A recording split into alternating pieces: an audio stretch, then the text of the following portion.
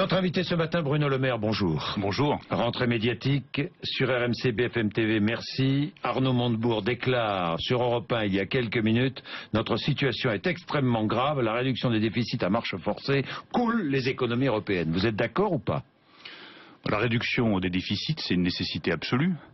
On a pendant 30 ans refusé de réduire les déficits en France. Et dans le fond, ce que propose Arnaud Montebourg, c'est de continuer comme avant, toujours plus de déficits, toujours plus de dépenses publiques, toujours plus d'emplois publics, et puis au bout du compte, toujours plus de chômage. Moi, ce qui me désespère dans ce que je vois de la crise actuelle du gouvernement, c'est qu'il n'y a toujours pas de ligne politique. On ne sait toujours pas où on va. Vous avez aujourd'hui un gouvernement qui est en situation de guerre civile. De guerre civile. Il a fallu 2 ans à Jean-Marc Ayrault pour perdre son autorité, il a fallu 4 mois à Manuel Valls pour perdre la sienne. Cette guerre civile, c'est quoi? C'est quoi la guerre civile? Oui, la guerre civile, c'est un affrontement de personnes, pour des ambitions personnelles. Parce que qu'est-ce qu'il y a derrière la guerre entre Manuel Valls et Arnaud Montebourg? C'est un problème de ligne politique? Absolument pas.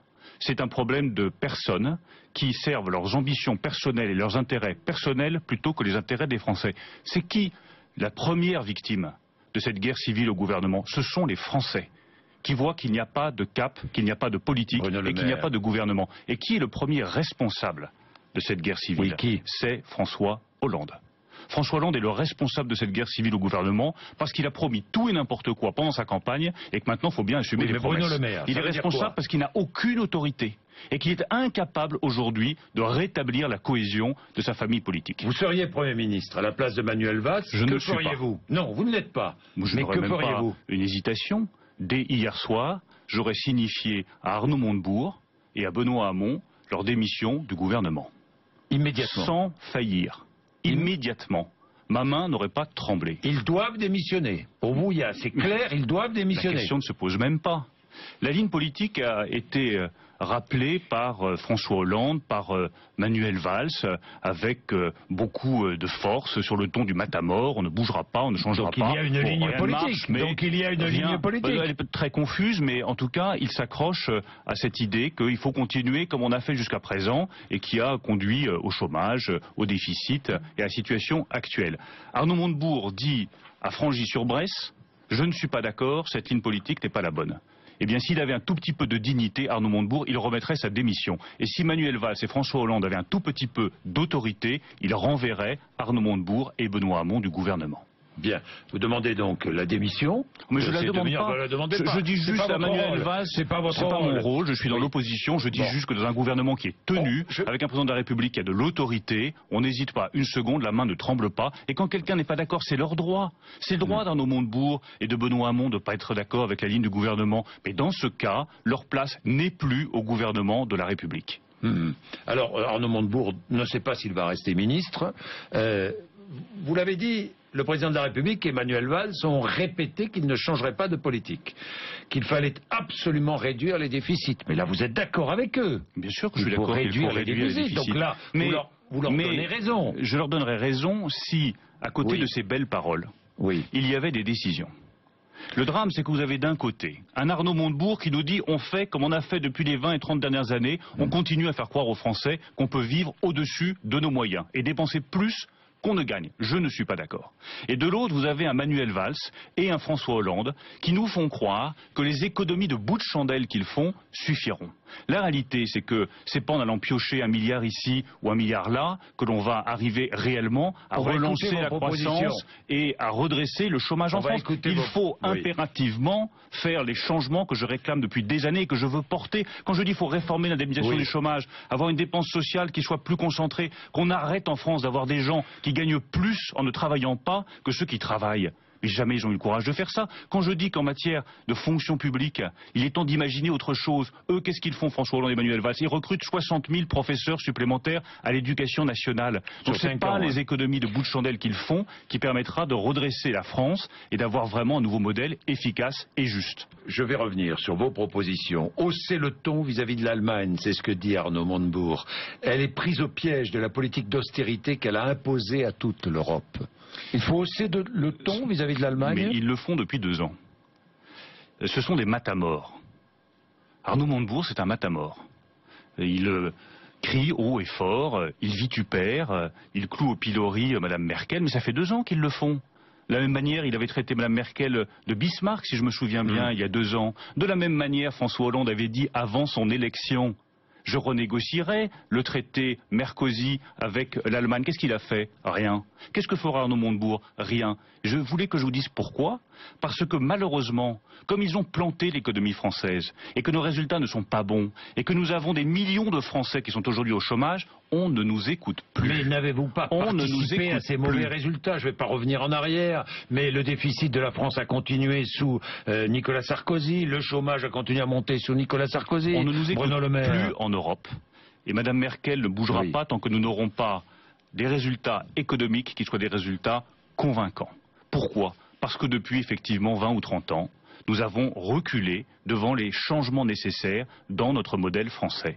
On a continué à faire croire aux Français qu'on pouvait avoir toujours plus de dépenses sociales et toujours moins de création de richesses. Ça veut dire que les présidents de la République, les premiers ministres qui se sont succédés n'ont pas été suffisamment courageux. Il y a eu du courage, il y a eu des actions qui ont été faites, mais on est arrivé au bout du chemin.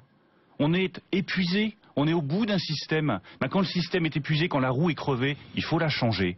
Or, ce que fait Manuel Valls, ce que fait François Hollande, c'est mettre des rustines sur un modèle qui doit maintenant être changé. Et moi, ce que je veux porter, ce que je porte depuis des années, ce que je continuerai à porter dans les années qui viennent, c'est pas des rustines sur le vieux modèle français, c'est un changement complet de modèle.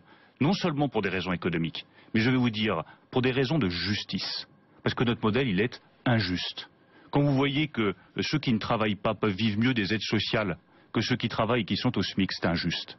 Quand vous voyez qu'un immigré en situation irrégulière peut se faire soigner gratuitement, quand des millions de Français n'arrivent pas à se soigner correctement, c'est injuste. Vous supprimeriez l'AME, par exemple ? Non, bien sûr que non. Je mettrai une franchise.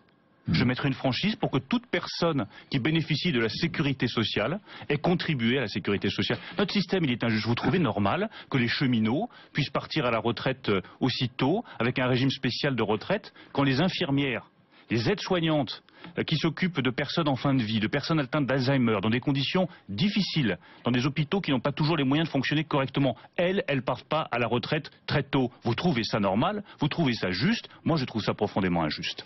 Alors, Bruno Le Maire, l'opposition, où est l'opposition? Elle est à gauche, l'opposition. L'opposition, quand même, nous vivons un drôle de monde politique aujourd'hui. Je suis d'accord avec vous. Vous êtes d'accord avec moi? L'opposition, c'est Jean-Luc Mélenchon. Je vois que ceux qui parlent le mieux de François Hollande, c'est effectivement la gauche. Il n'y a pas de meilleur opposant aujourd'hui. Cécile Duflot, plusieurs députés socialistes, Jean-Luc Mélenchon, qui dit François Hollande, c'est pire que Nicolas Sarkozy. Mais je pense qu'à gauche, ils sont tous devenus fous. Et c'est ça qui m'inquiète. Ils sont devenus fous.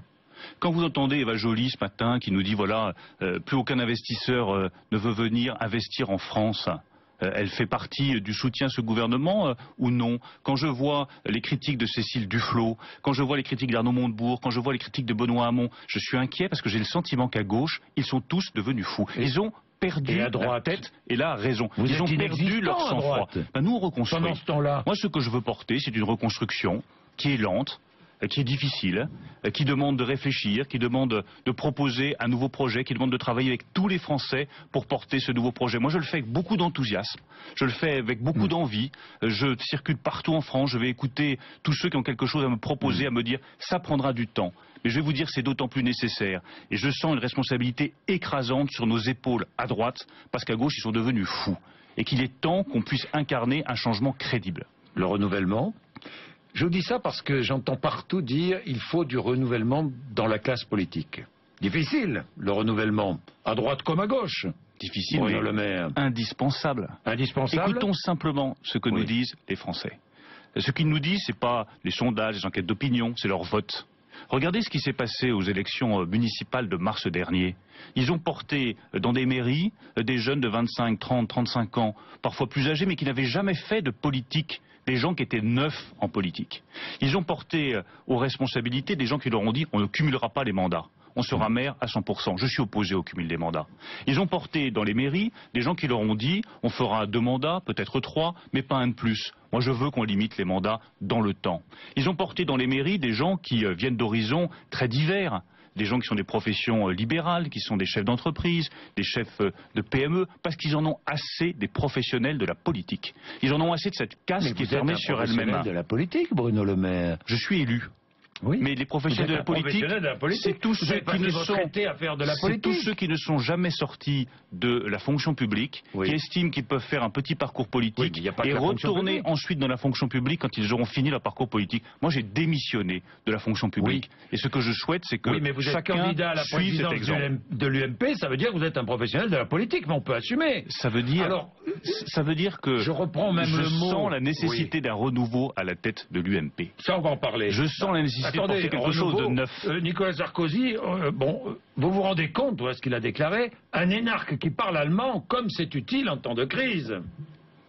Que je parle allemand, ça peut servir, vous savez. Oui. Quant à être énarque, je suis un énarque défroqué. J'ai démissionné de la fonction publique. Donc je trouve le reproche plutôt drôle. Moi, ça ne me blesse absolument pas. Je dis simplement que tous les énarques feraient bien, lorsqu'ils font de la politique, de remettre leur démission de la fonction publique. Comme ça ouvrirait justement la classe politique. L'ordre établi de la droite. Mais regardez... L'ordre établi, c'est Nicolas Sarkozy qui revient, c'est Alain Juppé qui est candidat, et c'est François Fillon qui rôde par là. Si vous aviez fait il y a 10 ans cette interview, on aurait ressorti les mêmes noms à droite. Mais on ressort les mêmes noms. Nicolas Sarkozy, Alain Juppé. Il est peut-être temps, justement. J'ai beaucoup de respect pour François Fillon, pour Alain Juppé, pour Nicolas Sarkozy. On peut peut-être imaginer une autre voie. On peut peut-être imaginer d'autres visages. On peut peut-être imaginer d'autres voix, d'autres langages. Moi, c'est ce que je veux porter.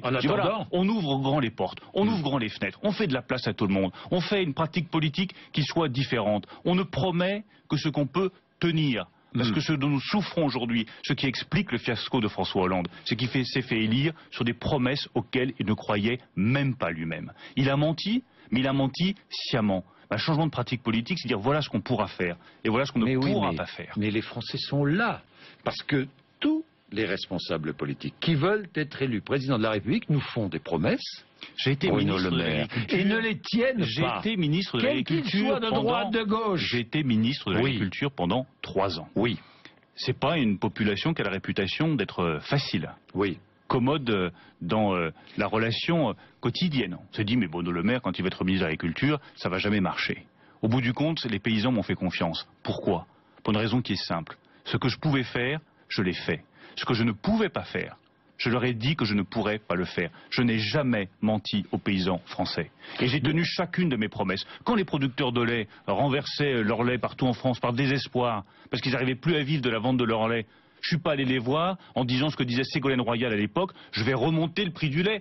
Je n'ai pas le pouvoir de remonter le prix du lait. En revanche, je leur ai dit, je vais me battre. Je vais aller partout en Europe. Je vais demander à ce qu'on intervienne sur les marchés au niveau européen. Je vais essayer de faire remonter un petit peu les choses, améliorer un petit peu les choses. Ça prendra du temps, mais je vais y arriver. Ils m'ont cru, ils m'ont suivi, et ça a marché. C'est ça pour moi la politique. Vous êtes candidat à la présidence. C'est pas promettre monts et merveilles, c'est promettre uniquement ce qu'on peut tenir et le faire avec les Français. Vous êtes candidat à la présidence de l'UMP. Pour l'instant, vous n'êtes que 2 candidats, Hervé Mariton et vous. Nicolas Sarkozy va se prononcer. Il n'a pas intérêt à prendre la tête de l'UMP, dit Hervé Mariton. Vous dites la même chose? Non, je dis pas la même chose. Je pense que c'est à lui de décider s'il a intérêt ou pas à prendre la tête de l'UMP. Moi, j'ai pas à me prononcer. Non, j'ai pas à me prononcer à sa place. J'ai pas à dire qu'il y a de bons candidats ou de mauvais candidats. Je n'ai pas à le dire si c'est bien ou si c'est pas bien. C'est à lui de juger en âme et conscience. Est-ce que oui ou non il veut redevenir président de l'UMP? Pardon, on verra. Il vous écrase 69%, 21, je vois le dernier sondage. On verra, vous savez, une élection, elle est jamais jouée d'avance. Moi, ce que je vois dans tous les déplacements que je fais, depuis une semaine à Saint-Jean-de-Luz, à Dax, à Royan, à Antibes, à Carnac, mais à chaque fois, il y a des centaines de personnes qui se déplacent, qui se disent, tiens, le renouveau, c'est intéressant, il se passe quelque chose à droite, Bruno Le Maire nous apporte quelque chose de nouveau. Mais moi, je suis porté par ces gens. C'est pas une ambition personnelle. En politique? Vous êtes un homme neuf en politique? Quand vous regardez l'état civil, oui. Ensuite, Nicolas Sarkozy, c'est un homme neuf en politique?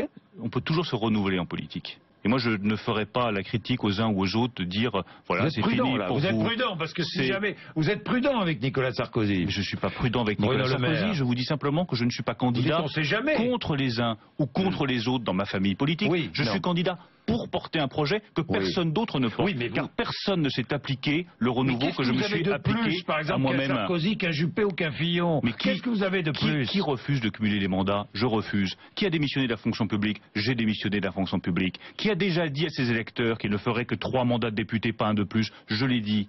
Qui fait strictement qui ne fera jamais de conférence, je le fais. Qui ne fera jamais de conférence rémunérée. On m'a proposé des conférences, je ne fais pas de conférences rémunérées. C'est un choix, c'est un comportement, c'est mon choix personnel. Je donne de leçons à personne, je dis simplement que c'est mon choix. Ensuite, les électeurs verront si ma candidature tranche réellement, s'ils sont prêts à me faire confiance. Mais au fond de moi-même, je sens que ce renouveau est nécessaire. Et au fond de moi-même, je sens qu'il y a des milliers de militants UMP en France qui commencent à me faire confiance. On n'est qu'au début de la campagne. Mais je vais continuer, je vais foncer, rien ne m'arrêtera, rien ne me fera taire. J'irai jusqu'au bout, et au bout pour gagner. Parce que j'estime qu'à la tête de l'UMP, ce qui aujourd'hui serait le plus porteur, ce qui surprendrait le plus les Français, ce qui crée la surprise, et donc qui créerait un élan pour toute la droite, pas pour moi, pour toute la droite, c'est d'avoir du sang neuf et un homme neuf à la tête de l'UMP. Nicolas Sarkozy ne créerait aucun élan, quoi, si j'ai bien compris. Je pense qu'avoir un homme neuf à la tête de l'UMP est ce qui aujourd'hui nous donnerait le plus d'élan pour que nous puissions tous gagner collectivement aux élections régionales, aux élections cantonales, puis aux élections présidentielles. Vous serez candidat aux primaires à la présidentielle. La preuve en est que je suis candidat depuis le 11 juin, j'ai pas attendu, j'ai pas demandé à Pierre, Paul ou Jacques leur avis ou leur opinion. J'ai foncé parce que, en âme et conscience, je me suis dit, c'est le bon choix. Mais nous verrons. C'est pas le moment où je suis candidat. Mais je suis candidat à la présidence de l'UMP. Alors je vous pose la question autrement, Bruno Le Maire. Est-ce que le président de l'UMP doit être obligatoirement candidat aux primaires? Non. Non. Le président de l'UMP ne doit pas être obligatoirement candidat aux primaires. Mais il peut l'être. Le président de l'UMP ne doit pas être obligatoirement privé des primaires. Nous avons des statuts qui sont extrêmement clairs. Si le président de l'UMP veut être candidat aux primaires, il démissionne de sa présidence de l'UMP. Ça me paraît sain et ça me paraît sage. Des primaires ouvertes au centre? Oui. C'est indispensable. Regardons le calendrier. Que demande Alain Juppé. Nous avons 2 ans devant nous. C'est très court. Quel est le calendrier que je propose? D'abord des décisions immédiates, transparence financière immédiate sur les comptes du parti et ouverture immédiate des travaux sur les primaires. Ça, ce sont les décisions qui sont urgentes. Ensuite, on se met en ordre de bataille pour gagner les régionales et pour gagner les cantonales. Ensuite, on commence à préparer le projet. Parce qu'il faudra échanger, travailler, discuter, voir toute la société française pour avoir un beau projet. Puis, au bout de 2 ans, nous aurons des primaires. Je souhaite qu'elles aient lieu à l'automne 2016. Pas avant. Ayons la patience d'attendre l'automne 2016 pour donner un vrai élan à notre candidat. Je souhaite qu'elle soit évidemment irréprochable. Irréprochable. Et je souhaite qu'elle soit ouverte à ce moment-là au centre. Parce que si nous voulons gagner, il faut que nous soyons rassemblés.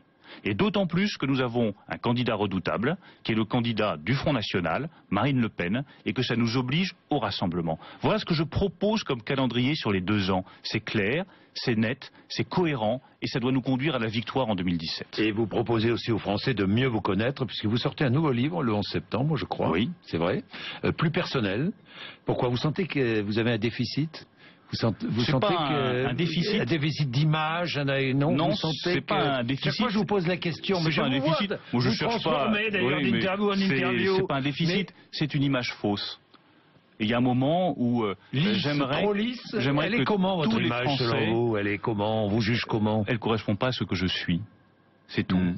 Je suis un homme politique qui a connu aussi des épreuves personnelles, qui a sa vie personnelle, qui a sa vie familiale, qui vient d'origines peut-être plus surprenantes que ce que pourraient penser les autres. On n'imagine pas que je puisse avoir des origines brésiliennes. Voilà, j'ai des origines brésiliennes, l'arrière-grand-mère brésilienne.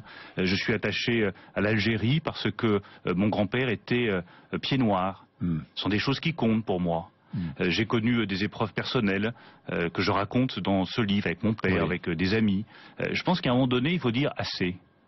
Assez avec l'image qu'on a de moi qui n'est pas la bonne. Les seuls qui connaissent peut-être vraiment ce que je suis, je ne sais pas, j'en porte certainement une responsabilité. Peut-être que lorsqu'on a occupé des fonctions importantes tôt, qu'on a été directeur du cabinet du Premier ministre très jeune, ça vous oblige à vous blinder et peut-être à donner d'image de vous trop lisse, trop technocratique. Les seuls, dans le fond, qui me connaissent vraiment en France, ce sont les paysans. Parce que j'ai travaillé avec eux, parce que je les ai aimés, parce que je les ai respectés, Je voudrais juste expliquer aux Français avec ce livre qui je suis et entamer une nouvelle relation avec eux. Vous irez au bout donc, quoi qu'il arrive. Au bout du bout, quoi qu'il arrive, je ne renonce jamais. Merci Bruno Le Maire, 8h55.